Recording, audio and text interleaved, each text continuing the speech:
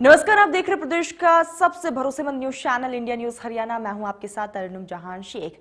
Gurugram metro में आपका स्वागत है। आपको दिखाते हैं साइबर सिटी गुरुग्राम की हर तमाम बड़ी और सबसे सरोकार रखने वाली खबरें।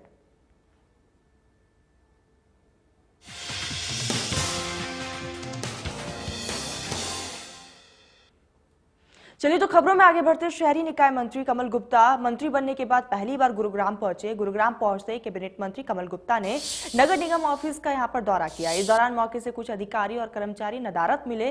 कमल गुप्ता ने निगम कमिश्नर को उनके खिलाफ कार्रवाई करने के यहां पर आदेश भी दिए हैं। कैबिनेट मंत्री कमल गुप्ता के साथ इस दौरान गुरुग्राम के विधायक सुधीर सिंगला और मेयर मधु आजाद भी मौजूद रही। हालांकि नगर निगम दफ्तर का दौरा करने पर मंत्री कमल गुप्ता का कोई भी प्लान नहीं था, लेकिन अचानक से वो ऑफिस पहुंच गए, जिससे कर्मचारियों में हड़कंप भी मच गया। लेट ऑफिस आने वाले कर्मचारियों को कैबिनेट मंत्री कमल गुप्ता ने टाइम पर आने की यहां पर नसीहत भी दी।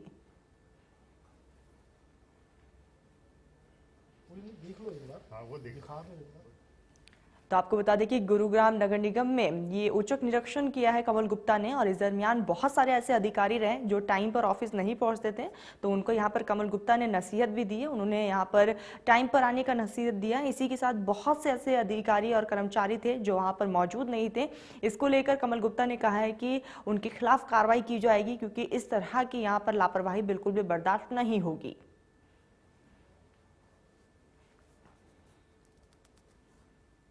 क्योंकि आप जहाँ समय पर आ गए और आपका स्टाफ अगर समय पर नहीं आया तो वो रिस्पॉन्सिबिलिटी में तो आपकी ज़्यादा है ना।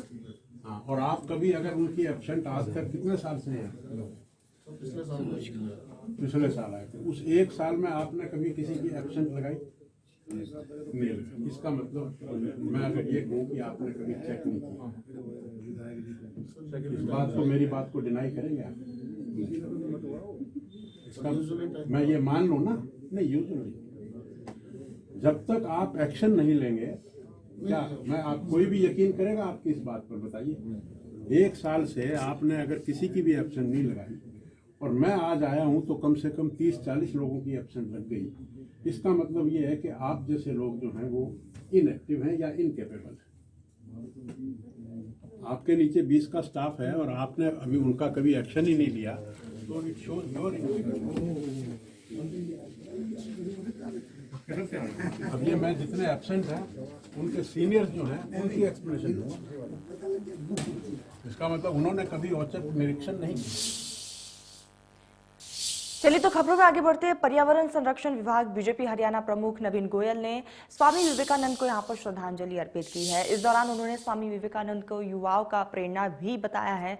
इस अवसर पर कैनविन फाउंडेशन के संस्थापक डॉक्टर डीपी गोयल भी मौजूद रहे। तमाम अधिकारी भी इस दरमियान वहां पर नजर आए।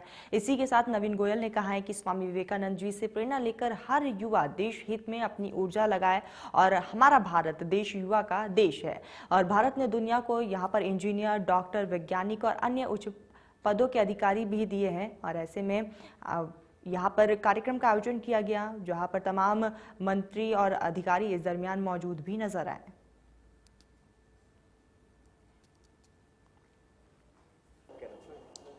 देखिए, स्वामी जी विवेकानंद जी के जन्म जयंती पर सभी प्रदेशवासियों को बहुत बहुत शुभकामनाएं देता हूं, बहुत बहुत बधाई देता हूं। स्वामी जी एक महान संत, महान दार्शनिक, महान सामाजिक नेता और महान आध्यात्मिक गुरु थे। उनके जीवन से जितना सीख सकें उतना कम है। मैं स्वामी जी की उन पंक्तियों को लगातार याद करता हूँ और मैं उनका फॉलोवर भी हूँ कि उठो, जागो और जब तक लगे रहो जब तक लक्ष्य की प्राप्ति आपको ना हो जाए। और आज मैं युवाओं को खासकर एक जगाने का मैं अपील करना चाहता हूं कि गुरुग्राम के युवा हम सब उठ करके सफाई के मामले में हम गुरुग्राम को टॉप 10 शहरों में लेकर के आए। बादशाहपुर कहने को तो हरियाणा की सबसे बड़ी विधानसभा है, लेकिन खुद बादशाहपुर अपनी बदहाली के आंसू रो रहा है। ये वार्ड 25 की हालत है, जहां पर तस्वीरें खुद बयां कर रही हैं कि वार्ड 25 पार्षद सुभाष फौजी को दर्जनों शिकायत के बाद भी गंदे पानी की निकासी के लिए कोई भी ठोस कदम नहीं उठाए हैं। आपको बता दें कि वार्ड 25 के लोगों का आरोप है कि पार्षद सुभाष फौजी अपनी मनमानी करते हैं और इसी के साथ पार्षद साहब किसी का भी फोन तक नहीं उठाते हैं और ऐसे में गंदे पानी के बीच ग्रामीण निकलने को मजबूर है। तस्वीरें भी लगातार हम आप तक पहुंचा रहे हैं। सीवर के गंदे पानी की वजह से आसपास के लोग भी बहुत ज़्यादा परेशान नजर आते हैं और जिस तरह की ये तस्वीरें सामने आ रही है और ऐसे में इससे अंदाज़ा लगाया जा सकता है कि लोग कितने ज़्यादा परेशान होंगे और ऐसे में बीमारियों का जो खतरा है वो भी लगातार बढ़ता है।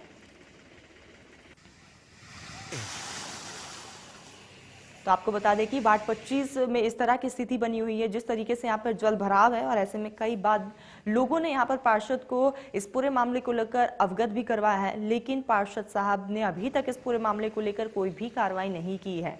तो तस्वीरें भी हम आप तक लगातार पहुंचा रहे हैं। बादशाहपुर की तस्वीरें हैं, वार्ड 25 की ये तस्वीरें हैं जहाँ पर लोग बहुत ज्यादा परेशान नजर आए। तो भाई जी अगर हम बात करें तो जब से नगर निगम ने विकास यहाँ पे किया है तभी से हमें ये स्थिति देखने को मिल रही है। उससे पहले यहाँ गांव में ऐसी कोई समस्या नहीं थी, पर अभी महीने में 2-4 दिन छोड़ के पानी ऐसे ही भर जाता है। तो पानी नहीं कहेंगे इसको, सीवर का गंदा पानी कहेंगे। ये सीवरेज का ओवरफ्लो है। तो ये पिछले 5-6 दिन से है और बीच बीच में हो ही जाते, महीने में 1-2 बार 8-7 दिन भरा रहेगा पानी यहाँ पे। सीवर ओवरफ्लो हो जाता है जिसकी वजह से पानी यहाँ भरता है। बिल्कुल भी मतलब पैदल क्या व्हीकल से भी निकलना मुश्किल है। कोई ना कोई डेली कोई ना कोई यहाँ पे गिरता रहता है।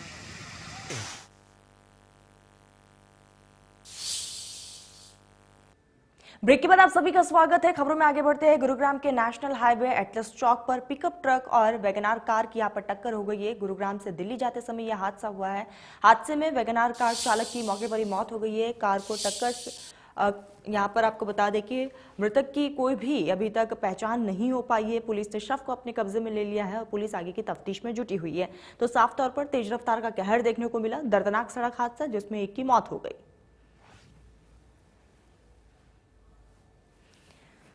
आपको बता दें कि हादसे में कार चालक की दर्दनाक मौत हुई है और आगे की तफ्तीश में भी फिलहाल पुलिस जुटी हुई है। तो तेज रफ्तार का कहर साफ तौर पर देखा गया। नेशनल हाईवे पर यह दर्दनाक हादसा हुआ है और इस कहर में एक की यहाँ पर मौत हो गई है। आपको बता दें कि पटलस चौक पर पिकअप और वैगनार कार की यहाँ पर भिड़ंत हुई है जिसमें एक की मौत हो गई है। फिलहाल पुलिस ने शव को अपने कब्जे में ले लिया है, पोस्टमार्टम के लिए भेज दिया गया है और पुलिस अब लगातार आगे की जांच पड़ताल में जुटी हुई है।